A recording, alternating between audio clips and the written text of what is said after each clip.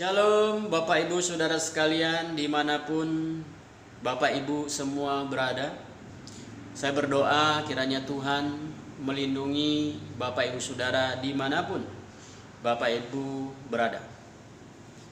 Malam hari ini sebelum kita mendengarkan renungan firman Tuhan, saya akan menaikkan sebuah pujian. Dan pujian ini kiranya meneguhkan kita, memberkati kita, dan mengingatkan kita bahwa kita masih punya penolong, yaitu Tuhan kita Yesus Kristus.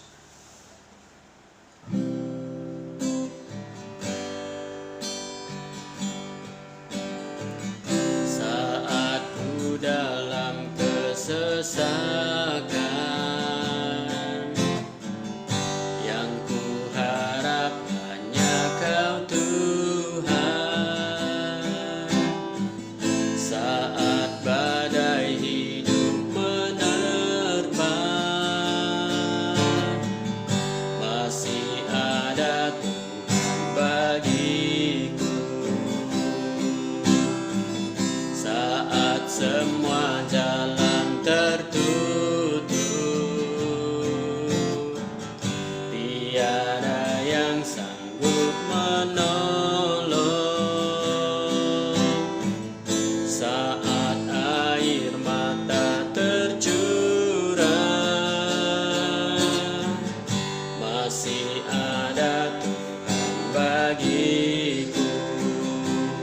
Penolongku hanyalah dirimu, penghiburku hanya Engkau Bapa-Ku, selalu menyertai hidupku. Kau Bapa-Ku yang setia.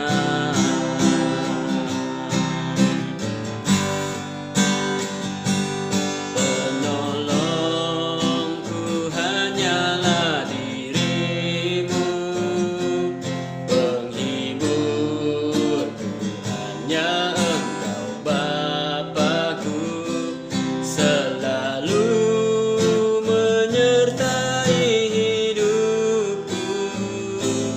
Kau Bapa-Ku yang setia. Kau Bapa-Ku yang setia.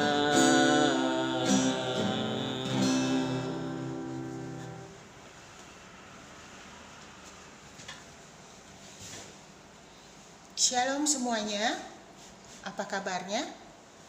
Sudah hampir 2 bulan kita semua di rumah saja, dan kita tidak bisa bertemu dengan teman-teman kita. Kita tidak bisa beraktivitas di luar rumah dengan leluasa. Rasanya tentu kita semua merasakan rindu pada teman-teman kita. Situasi hari-hari ini tidaklah mudah, karena kita pun harus bekerja hanya dari rumah. Sementara banyak jenis pekerjaan yang tidak bisa kita kerjakan dari rumah, dan itu sangat mempengaruhi penghasilan kita. Saudara, Bapak Ibu semuanya, sampai kapan semua ini akan berakhir? Tidak ada yang tahu. Tidak ada yang tahu kapan semua ini akan berakhir. Tetapi di dalam masa-masa seperti ini, saya mengajak kita semua untuk tetap menjaga kesehatan kita. Saya mengajak kita semua untuk memperkuat keimanan kita kepada Tuhan. Karena hanya di dalam Tuhan ada kekuatan dan perlindungan. Jika hari-hari biasa kita bahkan merasakan tidak punya banyak waktu untuk berdiam diri di hadapan Tuhan, dan sekarang inilah Tuhan izinkan kita memiliki banyak waktu untuk berdiam diri di hadapannya dan merenungkan semua kehidupan yang telah kita lalui di hari-hari yang lalu. Malam hari ini saya akan mengajak kita semua untuk membaca dan merenungkan bagian firman Tuhan yang terambil daripada Lukas pasal yang ke-5 ayat ke-12 sampai ke-16. Di sana dituliskan sebagai judul perikop, Yesus menyembuhkan seorang yang sakit kusta. Pada suatu kali, Yesus berada di dalam sebuah kota. Di situ ada seorang yang penuh kusta. Ketika ia melihat Yesus, tersungkurlah ia dan memohon, "Tuan, jika Tuan mau, Tuan dapat mentahirkan aku." Lalu Yesus mengulurkan tangannya, menjamah orang itu dan berkata, "Aku mau, jadilah engkau tahir." Seketika itu juga lenyaplah penyakit kustanya. Yesus melarang orang itu untuk memberitahukan kepada siapapun juga dan berkata, "Pergilah, perlihatkanlah dirimu kepada imam dan persembahkanlah untuk pentahiranmu persembahan seperti yang telah diperintahkan Musa sebagai bukti bagi mereka." Tetapi kabar tentang Yesus makin jauh tersiar, dan datanglah orang banyak berbondong-bondong kepadanya untuk mendengarkan dia dan untuk disembuhkan dari penyakit mereka. Akan tetapi ia mengundurkan diri ke tempat-tempat yang sunyi dan berdoa. Bapak Ibu Saudara sekalian, di sini diceritakan bahwa ada seorang yang sakit kusta datang kepada Tuhan Yesus untuk meminta pertolongan. Dia memohon dengan penuh kerendahan hati agar Tuhan mau menyembuhkan dia. Dia berkata, "Tuan, jika Tuan mau, Tuan dapat mentahirkan aku."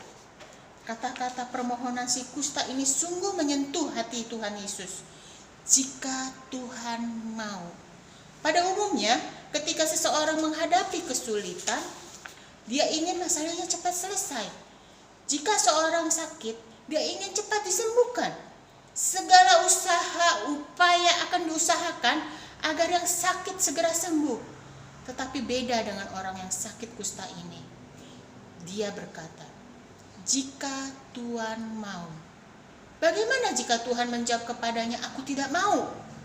Permohonannya sungguh menyentuh hati Tuhan Yesus. Jika Tuhan mau. Sebagai orang yang sakit kusta pada masa itu, Bapak Ibu Saudara, bukanlah satu perkara yang sangat mudah untuk dilalui. Penyakit kusta dianggap sebagai aib yang memalukan, dan si penderita kusta harus diasingkan dari masyarakat. Kita bisa baca di dalam kitab Bilangan pasal yang kelima ayat yang kedua. Dan jika penderita kusta berada di sekitar orang-orang, mereka harus berteriak, "Najis, najis!" Mengapa harus berteriak? Supaya orang lain tidak tercemar oleh sakitnya. Pada masa itu, jika seorang menderita sakit kusta, perkaranya menjadi sangat rumit. Dia harus menghadap imam, dan jika seseorang sudah disembuhkan, ia pun harus mendapatkan konfirmasi dari imam. Untuk mengetahui masalah penyakit kusta ini, Bapak Ibu, saudara bisa membacanya di rumah dalam kitab Imamat pasal ke-13 ayat yang ke-14. Jadi, pada masa itu orang yang sakit kusta sangatlah menderita secara sosial. Ia diasingkan secara mental. Ia dihancurkan. Tetapi kita bersyukur bahwa ketika si penderita kusta ini mendengar tentang Tuhan Yesus yang datang ke wilayahnya, ia segera datang pada Tuhan Yesus dan segera ia disembuhkan. Saudara sekalian, hari ini kita memang tidak menghadapi kasus penyakit kusta. Tetapi kita semua diperhadapkan oleh satu wabah yang mematikan, yaitu COVID-19. COVID-19 ini sudah membuat banyak korban menderita, bahkan meninggal dunia di seluruh bagian negara, termasuk Indonesia. Bapak Ibu Saudara sekalian, sama-sama menghadapi satu penyakit dan sama-sama merasa tidak mudah untuk dilalui, baik bagi penderita kusta maupun bagi penderita COVID-19 pada hari ini. Bagi penderita sakit kusta waktu itu, hari depannya suram, tidak tahu kapan dia bisa sembuh, dan akibat yang ditimbulkan oleh sakit kusta terlalu berat. Tetapi ada anugerah Tuhan baginya. Dia bertemu dengan Tuhan dan pada akhirnya disembuhkan. Demikian juga Bapak Ibu dengan kita hari ini. Kita tidak tahu kapan masalah ini akan berlalu.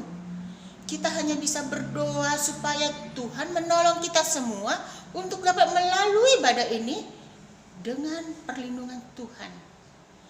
Kita menghadapi masa depan yang tidak pasti seperti penderita kusta. Secara ekonomi kita tidak pasti. Secara kesehatan juga kita tidak pasti. Masa depan yang sangat tidak tentu.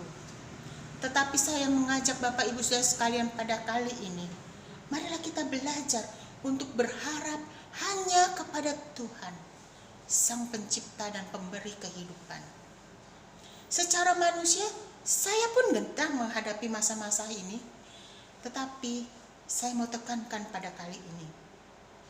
Ingatlah bahwa kita semua punya Tuhan. Masih ada Tuhan yang akan menolong kita semua. Masih ada Tuhan yang bisa menolong Bapak Ibu Saudara sekalian. Masih ada Tuhan Yesus yang sanggup memelihara hidup kita. Dia yang telah menebus kita dengan mengorbankan dirinya. Dan dia juga yang sanggup memelihara hidupmu dan hidupku. Mari kita bersama-sama berpegangan tangan. Kita saling mendoakan, kita saling mendukung satu dengan yang lain. Kita pasti bisa melalui badai yang berat ini. Bersama dengan Tuhan, semua akan baik-baik saja. Tuhan memberkati kita. Selamat malam.